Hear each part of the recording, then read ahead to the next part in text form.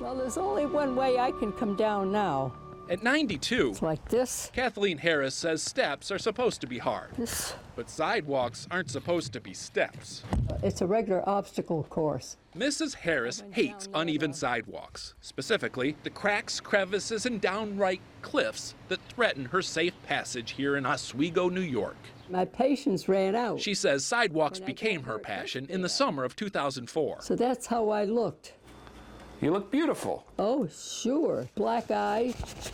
After tripping on a sidewalk, Mrs. Harris filed a formal complaint, asking the city to pay her $879 medical bill. In its response, the city told Mrs. Harris that they had no idea this particular piece of sidewalk was uneven. The city said by New York state law, until someone puts it in writing that there's a problem with a specific piece of sidewalk, the city's not liable. So I said, well, by God, you're not going to be able to hide behind that excuse any longer. You're going to be responsible. To that end, Mrs. Harris got a ruler and a notepad and began the most ambitious survey of sidewalk cracks ever attempted. Another one. We asked her to demonstrate for us how she did it, painstakingly measuring and recording any pieces of pavement that were more than a quarter inch off flush. And then all these jagged edges. I write that down too. But even more impressive than her detail was her scope. This wasn't just a survey of her street or even her neighborhood.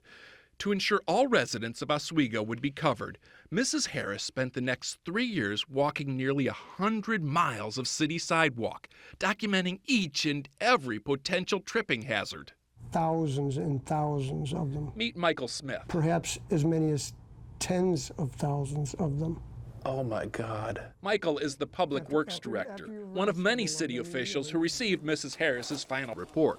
Did you read them all? We perused them as best we could.